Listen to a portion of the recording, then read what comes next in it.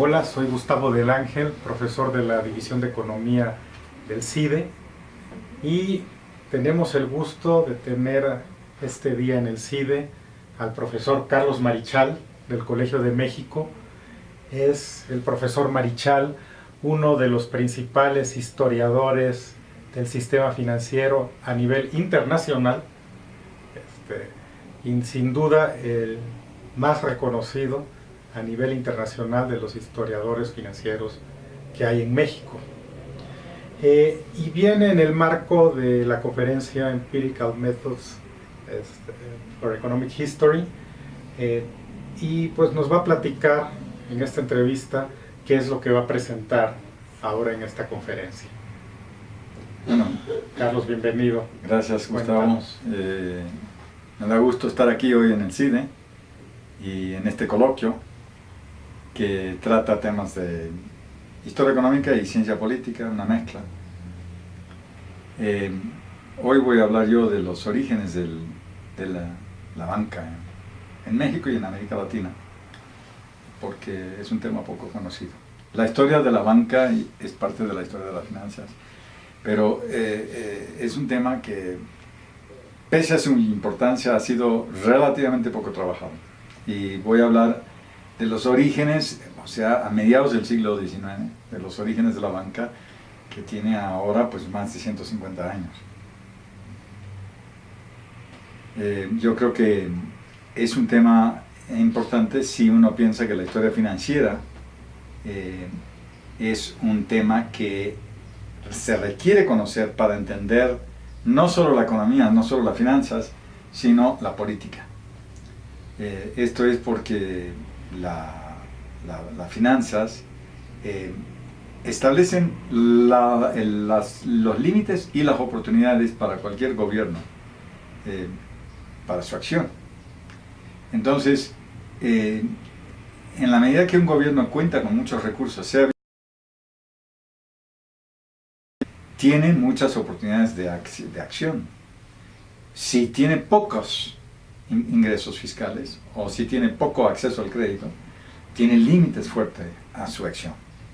Entonces, las finanzas son importantes no solo para el sistema económico en general, sino también para la política, para el gobierno, porque establece esos límites y esas oportunidades. Esto es algo bastante antiguo. Para la estabilidad también de los gobiernos. Bueno, el gobierno que no cuenta con recursos fiscales o financieros regulares tiene debilidades. Un estado fiscal o financieramente débil es un estado que inevitablemente va a tener debilidad en términos políticos o militares. El caso de México es un caso paradigmático. Desde la independencia o a partir de la independencia era un estado débil. La República Federal era débil porque tenía pocos ingresos fiscales y no tenía muchos accesos a crédito. Los préstamos que pidieron a principios del siglo XIX, pues pronto no los pudo pagar y suspendió pagos en el 27, y después de eso vinieron crisis de deudas sucesivas. México sufrió durante 50, 60 años una crónica penuria fiscal y dificultades con el manejo de la deuda. Eso hizo que fuera un estado débil. Eso es lo que explica en buena medida por qué los Estados Unidos pudo invadir a México en 1846 sin mayores problemas. Explica por qué Francia, Gran Bretaña y España invadieron a México en 1862. O sea, en el fondo no era el problema de la debilidad militar o política, era la debilidad fiscal y financiera lo que hizo la temprana República Mexicana débil y expuesta entonces a las invasiones. Si hubiera tenido más recursos, yo pienso que hubiera tenido más posibilidades de defenderse, hubiera sido una presa menos fácil. Por eso después en el Porfiriato, cuando se consolidan las finanzas, empieza a considerarse que México como nación, como Estado, tiene otro perfil y empieza a tener más reconocimiento, más respeto, ¿no? Entonces yo creo que en el largo plazo es muy importante estudiar la historia financiera para entender problemas de la política. Y esto lo has visto desde tu investigación muy temprana, por ejemplo, en el libro A Century of Debt Crisis in Latin America, que ya es un clásico. ¿Qué ocurre en los demás países de América Latina? Es muy parecido también, ¿no? No, depende del caso. Claro, vas caso por caso. Si tomas Perú, Perú es muy parecido a México. Tiene una debilidad considerable de tipo fiscal y financiero. Pero Brasil, por ejemplo, no.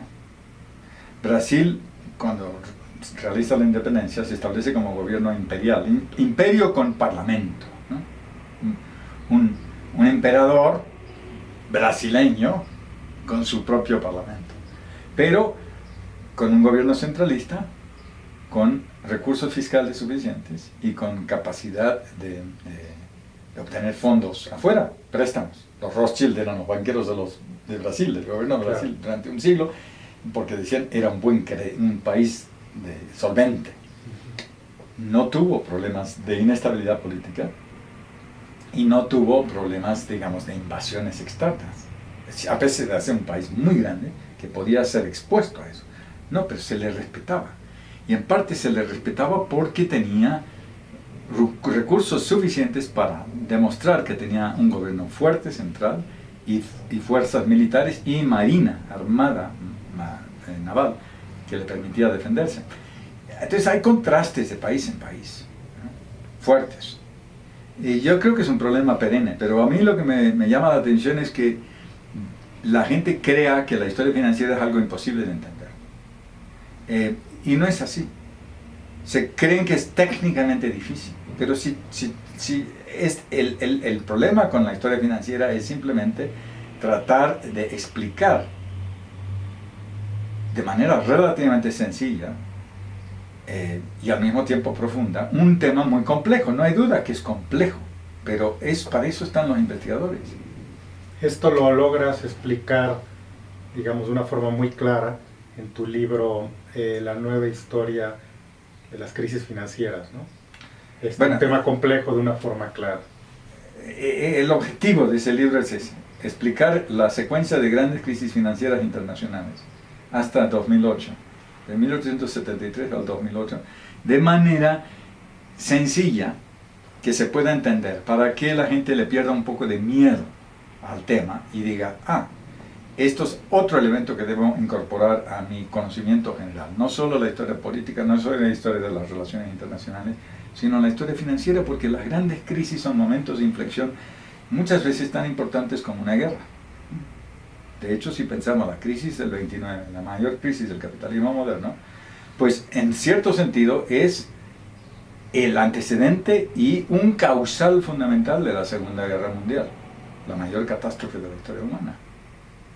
Si no hubiera habido crisis del 29, ¿hubiera habido Segunda Guerra Mundial? No está claro. Es una de esas preguntas que vincula finanzas con política, con relaciones internacionales, etc. Para ir cerrando la entrevista, un aspecto importante para poder desarrollar historia financiera es que haya buenos archivos. Y en México, pues archivos de bancos privados solo hay uno. ¿Qué nos puedes decir al respecto? Porque en Europa sí tienen los bancos un interés en tener una memoria institucional, en cultivar ese aspecto. Bueno, en México en realidad ahora hay dos grandes archivos de bancos. El Banco Nacional de México, Banamex, tiene un archivo histórico como banco privado, y el Banco de México ahora tiene su archivo y es un excelente archivo histórico. Ambas fuentes han sido y comienzan a ser explotadas y son la base para hacer una historia financiera, sobre todo de la banca, tanto privada como de la banca central. Faltan otras fuentes, no hay duda. Pero Hacienda tiene también un excelente... Hacienda no, Hacienda tiene mucha documentación pública, sí, pero no tiene archivo histórico, excepto lo que hay en AGN, el Archivo General de la Nación, que es el gran repositorio de documentos, pero sobre todo para la época colonial, siglo XIX, principios del XX. Para el periodo posterior menos, pero de todas formas el AGN es el archivo más importante de las Américas, en términos temporales, el más importante de todo de América. Y yo creo que hay que encaminar a la gente ahí, pero también a los otros archivos, a estos de de los bancos, que son fundamentales. Y sí, que hay que encaminarlos más, digamos. Sí, tiene que hacerse más historia financiera, pero siempre insistiendo que se vincula con los otros aspectos de la vida, ¿no? de la política, de la sociedad, etc. Pues muchas gracias, Carlos. Nada, ha estado un placer.